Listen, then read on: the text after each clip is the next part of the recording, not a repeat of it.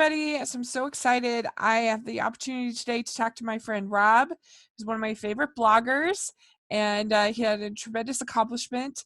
This week, he was able to post his 4,000th review. We were able to talk to him at his 3,000th review, which is amazing. And I'll post a link to that podcast a while back, and now he's on review number 4,000. And so thank you so much for joining me on the podcast.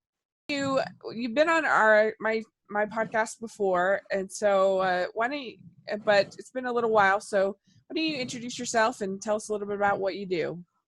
Okay, so as you could probably guess, I'm a movie lover. I've been watching movies for all of my life, and I love watching movies. And about 5 years ago, I started this little website, doing short reviews of movies, non-spoiler reviews mostly, where every time I watch a movie, I write a little bit about it, just to try and give people a little bit of a taste of what the movie's about, and they can decide whether they want to check it out or not based on what I write. And as you mentioned, yesterday, or actually it is still yesterday. It's yesterday for you also, because of the time difference. I posted my 4,000th review, which I've been looking forward to doing for a while. For me, it's never been reaching a certain goal. It's just continuing. I've now past the 4,000, and I'm looking forward for the future. It's not a question of setting a particular number in sight. Whatever number I get to, will be great.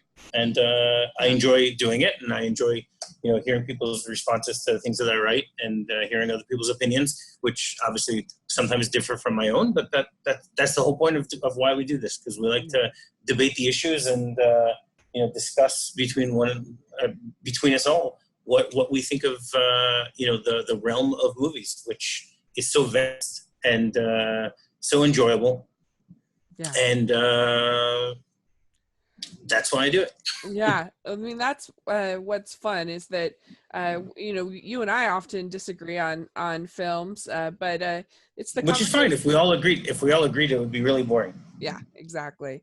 It's the conversation that makes it fun. And sometimes I learn from other people that see things differently, and that that sometimes I'm like, oh, I hadn't even thought of it from that perspective, and so correct. I totally agree with you on that, and that goes also just rewatching a movie on your own.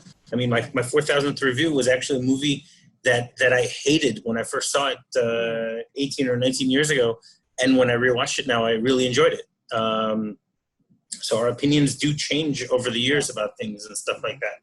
And I mean, for people who don't know how I did this, I'm sorry to cut you off, Rachel. But for people who don't know how I do this, the reason I said that was the movie that was chosen for my 4,000th. I try to do things for my milestones to make it a little more interesting, where I get people to suggest movies that they think I might like, or that they want to hear a review of, or so. What I then do is, this time I actually got 55 movies from different reviewers, from different movie bloggers, around the world, and I put them all into a hat, or it's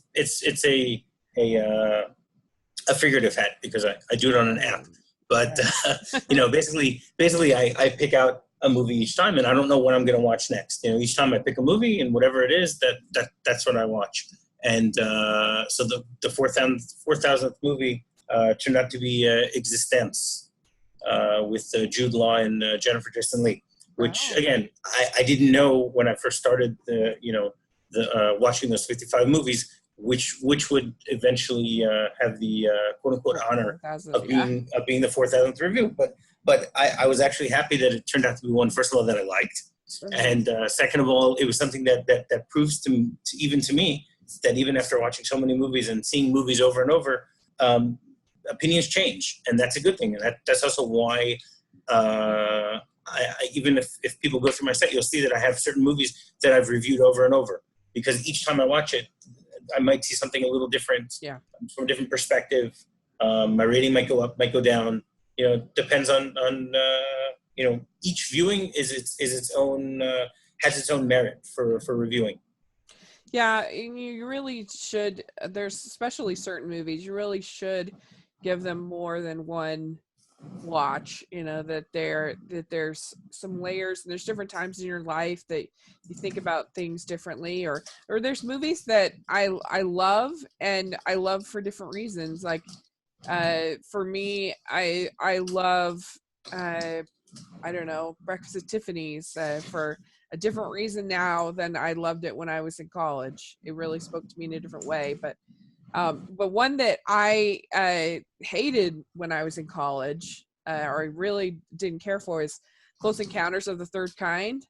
I thought, Okay, I actually just rewatched that recently. oh yeah, and I thought it was boring in when I was younger. But as an adult, I watched it for my blog. And I really loved it. It really spoke to me, and it really had themes about sort of the whole fake news kind of that we have now, and sort of these themes about the media and how trusting the media and stuff that I never would have seen when I was in I was in high school or college, and I don't know, I really found it moving, and I found it interesting and not boring really at all. So it's I don't know, it's just an interesting thing how that happens. Yeah, completely. Yeah. And then and there's also movies that I loved that don't hold up that well for me as an adult. Correct. That happens to all of us. Yeah. Right. I just read a review of one of my favorite movies, from when I was a kid, a movie called Midnight Madness from 1980, which I loved watching as a kid. And there's a reviewer, his name is James Bernardelli, I think that's how his name is pronounced. Uh-huh. He's I guess you can call a quote unquote real reviewer, not like us amateur ones. And so he actually just re-reviewed it, and he said he loved it as a kid, and he says certain movies are better just to not revisit. Yeah. Because they just don't hold up as well. I mean, I personally still think that movie holds up really well. Because I saw it a few years ago, and I still loved it. But I can understand that sentiment, because there are a lot of movies that I loved as a kid that when I rewatch now, I'm like, I can't believe that I really enjoyed that movie. Yeah, for sure. Yeah, you realize, ooh, yeah, the nostalgia classes were probably on a little hard for that. But then yeah, there's other ones like, I don't know, like I probably have a little bit of nostalgia for things like Dirty Dancing, but I actually think it's movies like that, to me at least, still hold up, and it's still a good movie. But yeah, then there's others like I don't know, just something like, usually some movies involving dance of some kind, or movies that or like The Cutting Edge. I do enjoy it still, but it's definitely partly nostalgia that I enjoy it. I admit it. It's not like a great movie, but I still like it. Okay. But I don't know. There's a whole sort of class of movies I call sleepover movies that I've watched with my friends when I was, like 8 to 12, when we'd have sleepovers and we'd watch these like silly movies, usually involving dance or ice skating of some kind.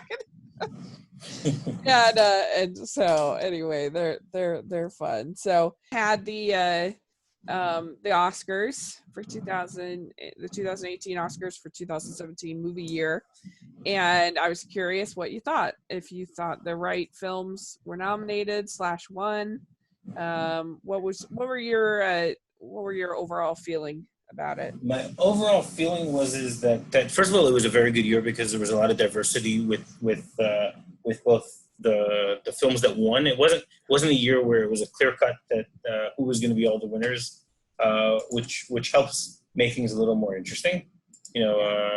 I mean, again, years where there are amazing films that are going to sweep everything are also fun to watch. But it's nice to see that they share the wealth a little bit here and there. So the one movie actually that I loved that that I feel didn't get enough love this year was The Greatest Showman. Yeah. Which I'd heard like a year ago. I heard how great it was.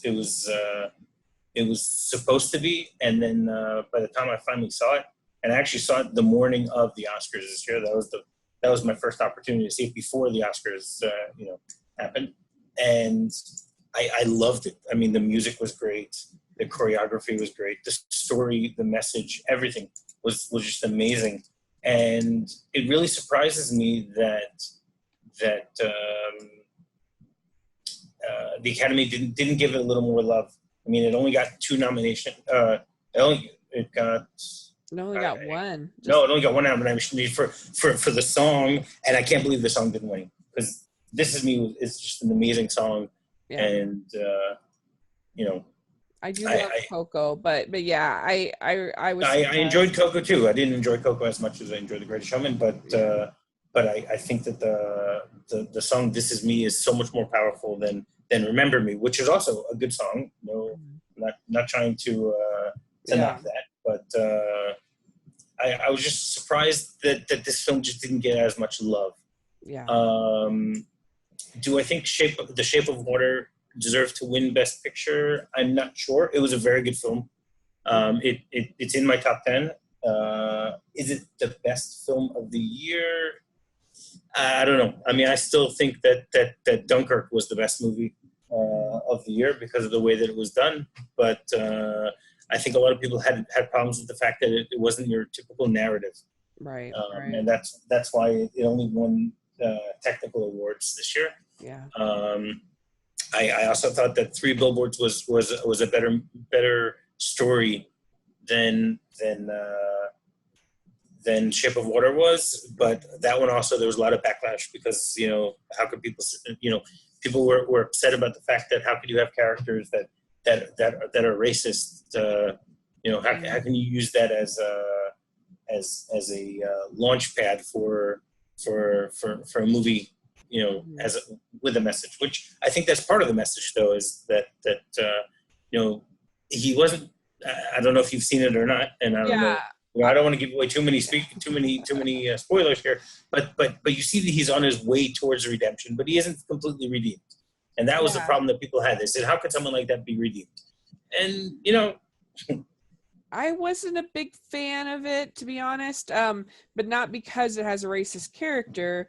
The reason why I didn't like Three Billboards is because I felt like it was all sort of, I felt like it was sort of sound and fury signifying nothing. Not, maybe that's a little harsh, but just, I felt like it was all this rage, but for what? Like, I didn't feel the connection to the characters, and I felt like they would do these actions and then there would be no repercussions for the actions, and so it didn't okay, but that sometimes is life, but we're not talking about. See, that's one of the things that for people that are film historians, the idea that during the Hays Code and everything like that, you couldn't let someone get away with something.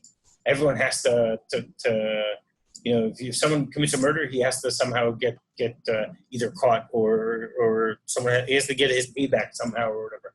But the truth is, in life, that doesn't work that way. Yeah, but it just made it, I guess it's supposed to be an anti-hero, but it wasn't somebody that I respected or was interested in, or I don't know, I certainly didn't find it funny, and I think it was supposed to be funny at times, but it wasn't funny to me.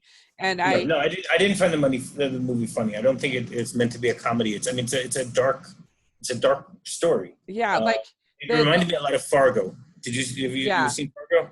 Okay, I think Margie in Fargo is a million times more likable than any of the characters in Three Billboards, in my opinion. And I don't know, like scenes like when he beats up that man for doing nothing, like it was just like a nonsensical act, and I didn't understand what we were supposed to gain from that. And there's absolutely no like punishment for, like, he should be in jail for doing something like that. And I don't know, it just didn't work for me.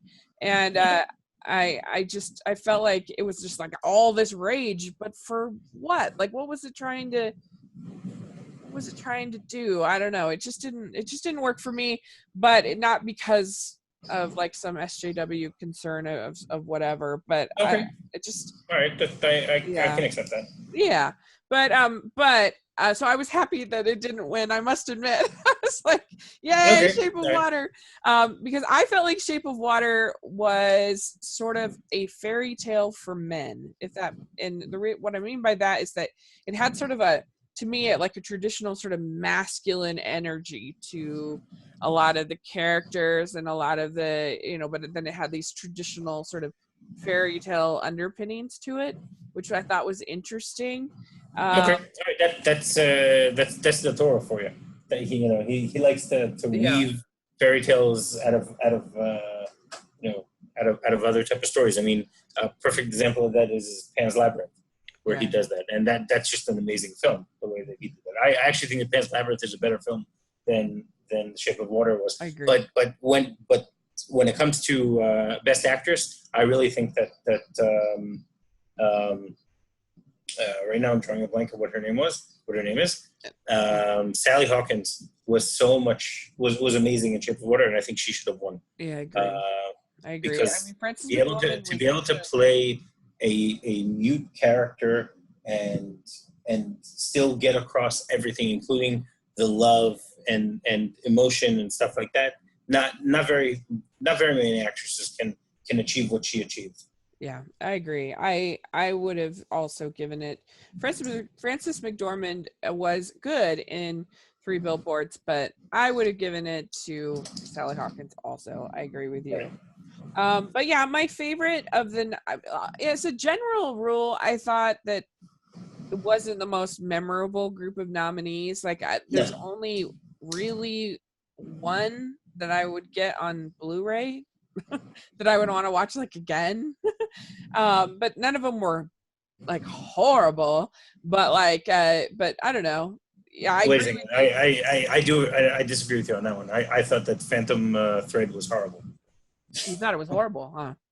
I couldn't. Is that the one that you're gonna buy on on Blu-ray?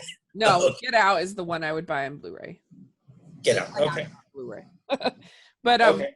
And then, so for me, the order, Get Out was my favorite of the nominees, and then Dunkirk would be my second favorite. It was just like I wouldn't really want to get it on DVD though, because it's not like something I want to like watch again, but it was a really amazing experience at the theater.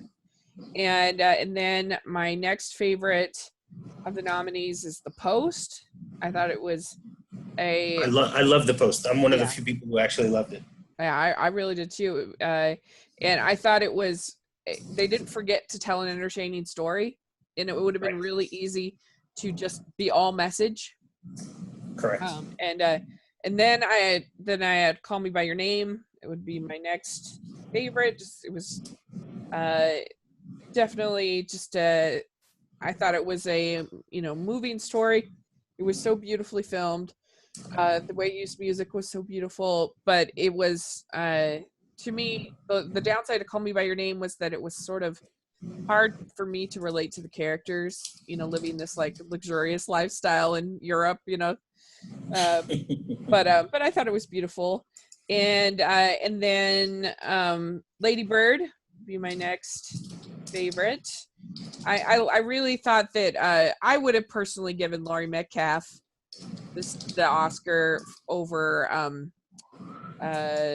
even I love Allison Janney so much, but I don't know. I thought that Laurie Metcalf was so great as the mom in Lady Bird. Right. Okay, I agree with you that she was great there, but I thought that Allison Janney was just so much better. Oh, really? Interesting. I'm also a big West Wing fan, so that brings those memories too.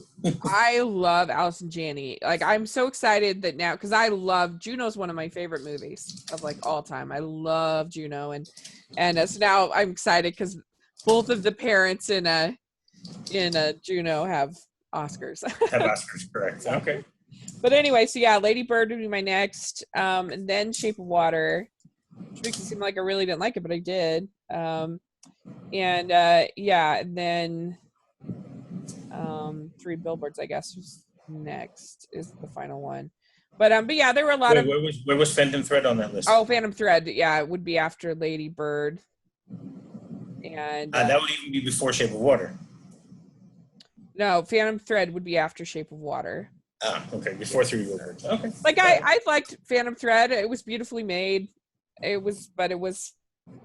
I thought it was And nicely made production wise, but the story was just all over the place. I would say Phantom Thread, then The Longest Yard, and then or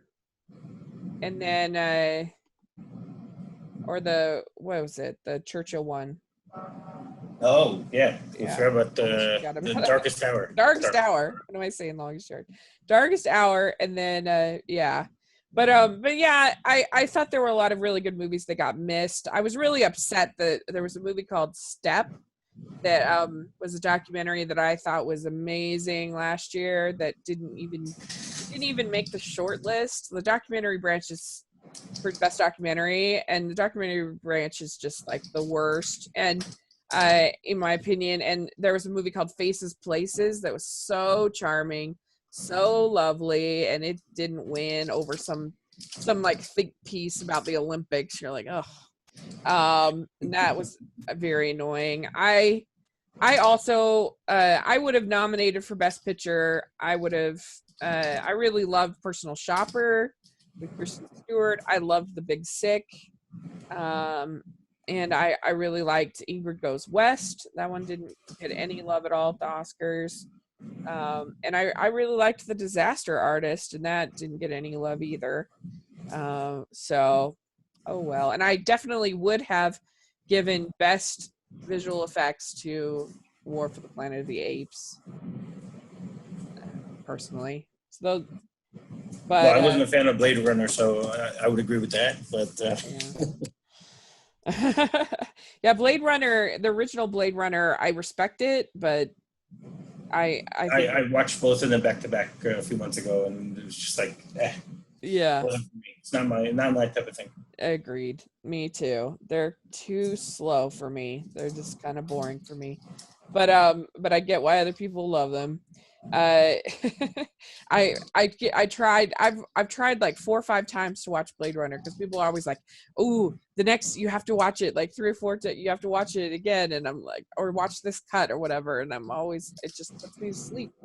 But anyway, so yeah, another one I thought was worthy of nomination that got no love at all was Detroit. I thought that was a really compelling movie. Hard to watch, but I thought it was good. So, but yeah, I don't know. The Oscars, you have to take it with a grain of salt, I think. That is correct. As much as I love the Oscars and I love watching them and sometimes rewatching them and stuff like that, bottom line is that I'm not a voter, and I have my opinion, and everyone else has their opinion, and basically all that counts are the people who have votes. Right. What they think. Yeah. What was your favorite movie of last year? Do you have a favorite?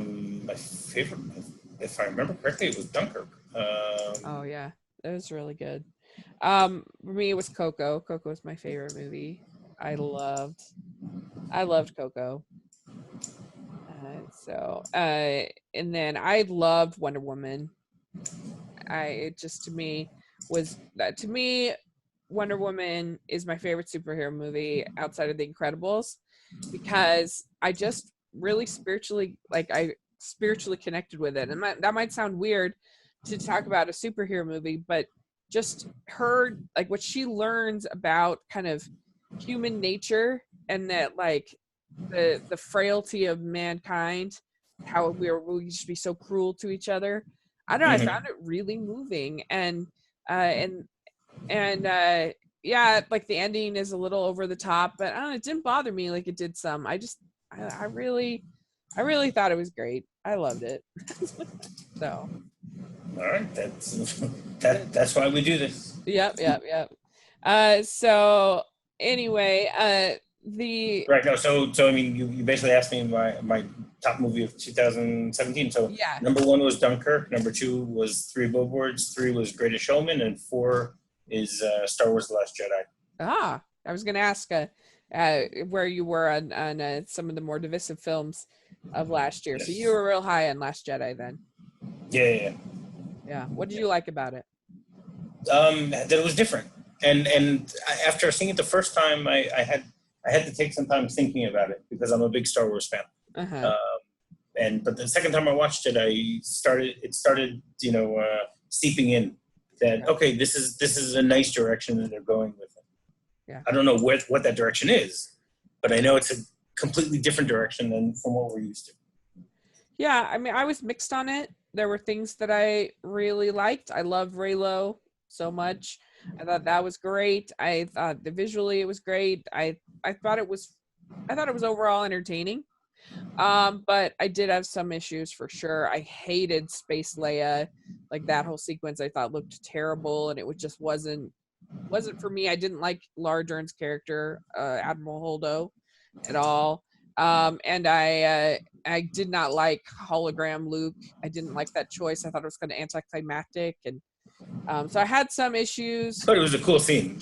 There were some cool things about the scene, but I felt like it would have been better had he been there, and I just didn't feel like the choices they made with his character really made sense to me with his character and everything we know about him and his loyalty and because there's nothing more important to Luke than friendship. But that was 35 years ago. Yeah, but I feel like those core parts of like who you are, I feel like that doesn't change. Like, yes, like you grow and you learn, but like you're still like the same core like human being in life, and it felt like this was this like completely different person, and I don't know, they didn't convince me, at least, that like there was this reason. Here's why he had changed. Here's what's going on. It was just like this totally different person, and maybe they could have convinced me, but like I said, I didn't hate it. I'm not one of those haters. It was entertaining enough for me, but I didn't love it either. I guess I'm in the middle on it. Okay. Yeah. So we'll see what happens. It's always hard in the trilogy too when you haven't seen the third. You haven't seen how it ends. So that is correct. But I loved Reylo. I thought their chemistry was like through the roof, and I was not expecting to like them together so much. And so I'm very curious to see what happens because it seems like to me, how do you have the Skywalker name end up as the villains in this this trilogy? Having read a lot of the books that no longer are relevant because they're I think they're called Legacy now or something like that. In the books that happens also, there are Skywalkers who become bad and stuff like that. Even Luke becomes bad for a little while before he goes back. And so it would be weird though to have a 9-movie arc of a family story end with them becoming the only remaining Skywalker becoming the world's greatest villain. So it's like, how are they gonna redeem this character? Is he redeemable? So I'm really curious to see how it all shakes out. I'm very curious. So, but anyway, yeah, I think so. I was going to ask what your favorite blockbuster was of 2017, but I guess that and maybe Greatest Showman were your favorite. Yes, I wouldn't necessarily call The Greatest Showman a blockbuster, but yeah.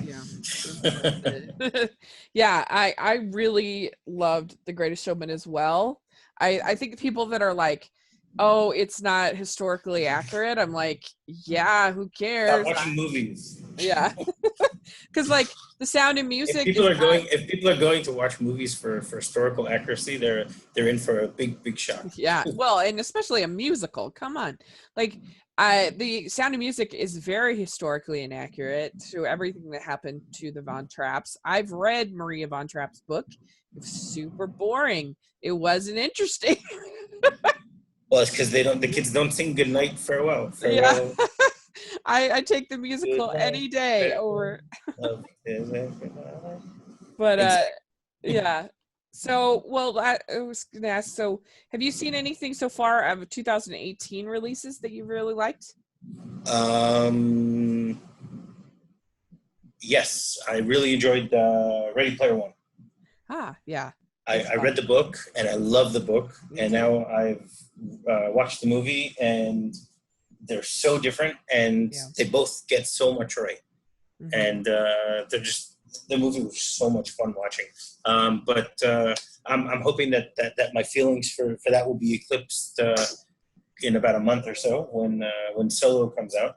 Yeah. So you're excited for Solo. I'm really looking forward to Solo. I mean, Rogue One has become one of my favorite Star Wars movies.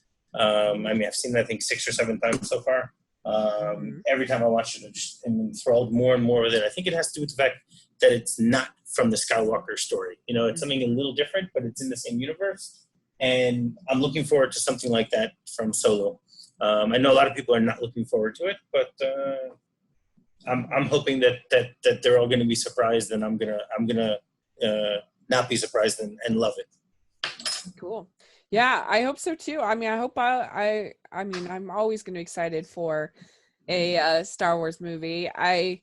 But you know, there's some nervousness, but I'm actually a big fan of the Ron Howard choice. Personally, I prefer Star Wars in the hands of classic directors, in my opinion, like with a classic blockbuster kind of mentality to them. I think just works better with the franchise than I don't really want like edgy directors directing Star Wars. And so I'm excited to see what he brings to the table, and I hope it'll be fun. You know, I mean, I think that a lot of people are nervous because of the problems in production, but also, you know, we've already had a lot of people don't like the prequels, and you know, you already had characters that you loved not get the greatest prequel in the world, and so it's like, please don't ruin Han Solo, you know, like please. but I thought the trailers have been fine. I saw the trailer and the teaser both once, and I refuse to see them again because I want to keep my mind fresh for when I mean, I'll see them after I see the movie, but not until I see the movie. And I've liked what I've seen. Yeah. And I mean, I heard that they just signed what's his name, Aldenreich, you know, to another two solo movies. So hopefully that's a good thing. Yeah, hopefully there's definitely potential to this Han Solo story. Yeah, hopefully. So yeah, I'm looking forward to that. I'm really excited. We're recording this on the 26th, and I'm getting to see Infinity War tonight, which I'm really enjoy. Yeah, I'm really looking forward to that. I still haven't seen Black Panther, so I'm waiting to see. Hopefully, you're gonna get a chance to see Black Panther soon, and then Infinity War. It's good film. I think Black Panther. It's in my top 10 of the year so far.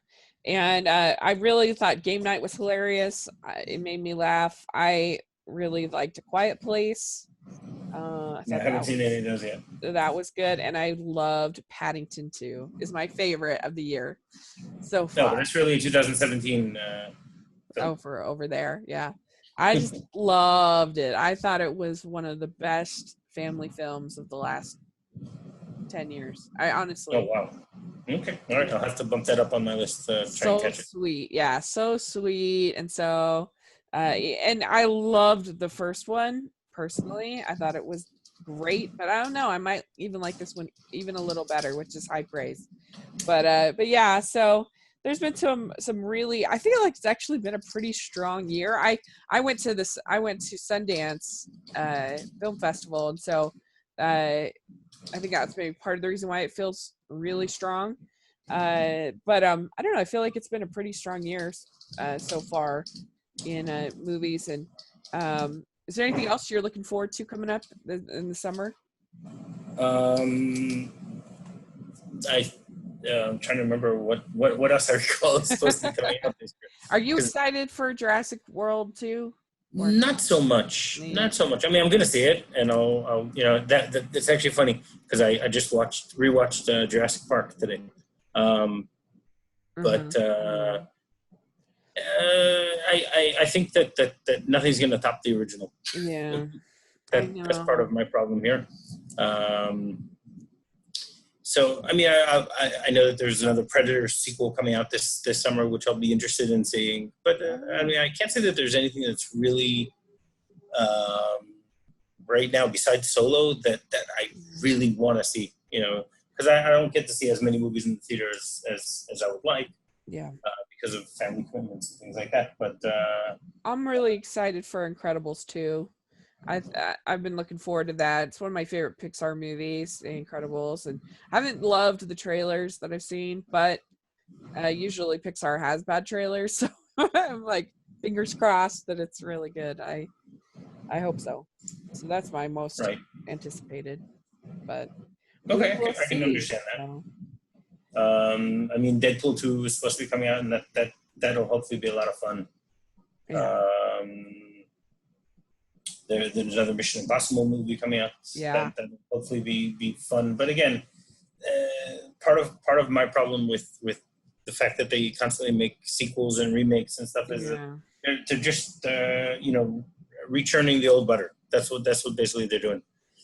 They're not bringing that much new or fresh things in. I mean, I just saw this week, Pacific Rim Uprising, and I really liked the first one, and the second one didn't feel as if it's really bringing anything.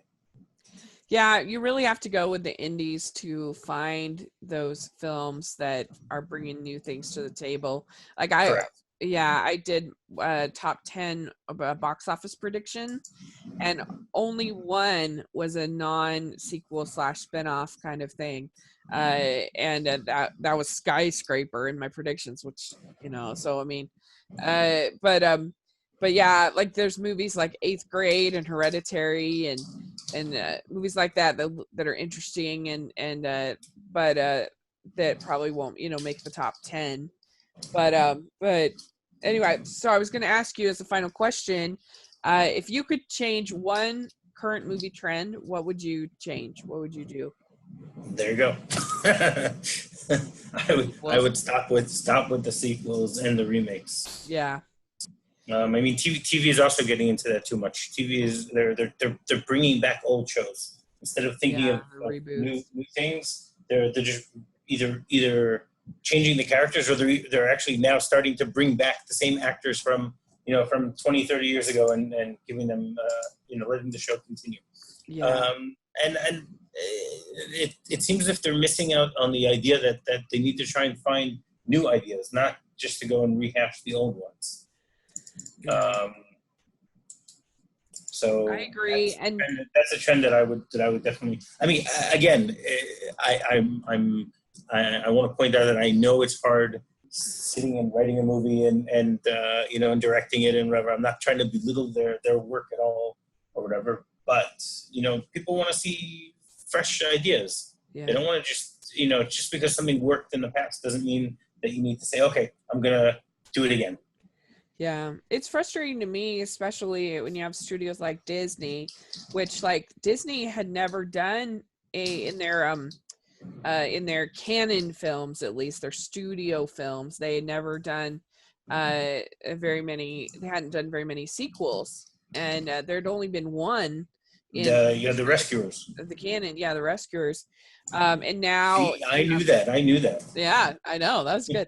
But now Wreck-It Ralph 2, which to me does not look good. I'm not looking forward to it. And then we have Frozen 2, which I'm sure will be fine. I like Frozen. I'm not one of the people that don't like Frozen. And I like Frozen too, but I like Frozen also, but I don't know why it's needed to continue their story. No, I would way rather have a new movie from Disney than Frozen 2 and Wreck-It Ralph 2. And then you have and then even with Pixar, you've got Finding Dory and Cars 3, Incredibles 2, Toy Story 4, like frustrating. Like I wish we could get more movies like Coco but instead of all these sequels. I mean, Walt believed in moving forward and constantly in like all these live action remakes. He would hate that so much. I'm not a fan of it either. No. And next year we have 3. We almost had 4. But next year we have Dumbo with Tim Burton. I'm not looking forward to that. And then we have Aladdin with Guy Ritchie directing. Ugh. And then we have Lion King. I'm just like, oh, and I'm not looking forward to it at all. But so that's definitely the trend that I would get rid of, is the live action remake. Okay, no, I agree with that. But for me, that basically is the same idea, Yeah, because it's the same thing. Yeah, it's remaking. You know, I mean, I know that you're a fan of the original Beauty and the Beast, and to take something like that and try to do it in live action and make it better, it's not going to happen. No, I mean, come on, it was the first animated movie of 3 that have been nominated for Best Picture ever. Yeah. And that was the hardest of all of them to do it, because there were only 5 nominees at that point. Yeah. Because Beauty and the Beast was such an amazing movie, but to redo it as a live action just didn't work. Well, and if you're gonna remake something I think the Planet of the Apes movies are a good example of, like, even if some people don't like them, like, they brought something new to the table. They told a new story. They were really different than the original Planet of the Apes, while still having some, like, homages and some, like, hints and whatever. But, like, they just created something new and different, and I think that's what you got to do. I mean, even I wasn't a huge fan of Blade Runner 2049, but I did appreciate that I felt like it was true to the original while still doing something new. I think it wasn't just like a rehash of the original. Right. And I think that's what you got to do, is you got to. And I loved Pete's Dragon. Did you see Pete's Dragon? Yes, I wasn't the biggest fan of it, even though I love Robert Redford, but okay. No. But I thought that I mean, because the original is so silly, and it's so it's fine. I don't hate it. It's fine. But I think that they took some core ideas and then made something totally new, and I really thought it was great. But I know that's the way I think you should do remakes, is like, I don't know. And but it's not that's definitely the trend that I would say, hold up. But they make tons of money, so how can you blame them? So anyway, well, thank you so much for talking with me, and you're very welcome. Thank you for the invitation. Yeah, always a pleasure. We'll have to talk when you get to 5,000. That'll right. Should be next year sometime. Yeah. At this point, I've been right now. I'm somewhere, I think, between 850 and 900 reviews a year. So yeah, sometime in the beginning of 2019, I hope to get there. That's impressive. So how many movies do you watch a typical day? Usually about 5 or 6. Yeah. Depends on the day. That's amazing. Today was a slow day. I only saw 3 movies so far, but it's only early in the day. Yeah. What 3 did you watch today? What did I watch today? I saw Music of the Heart. With Meryl Streep. I saw Jurassic Park, and I saw True Colors with John Cusack and what's his name? John Cusack and James Spader. That is his name. Okay, cool. Yeah. We'll see what the evening holds. Yeah, very impressive. All right, well, cool. I really appreciate you coming on talking movies with me. It was a lot of fun, and we should definitely do it. We should do it probably before 5,000. Why not? Sounds good to me. Just let me know. So how can people find you? How do they? Okay, so my website is MovieRob.wordpress.com, and my Twitter handle is RealMovieRob. Great. And I'll have links for that in the description section, and definitely check out his blog. It's really great. And you can find me at Rachel's Reviews on iTunes and YouTube, and at Smiling LDS Girl on social media. And that will be great. And thanks again, and we will talk again soon. All right. Thanks a lot. Bye.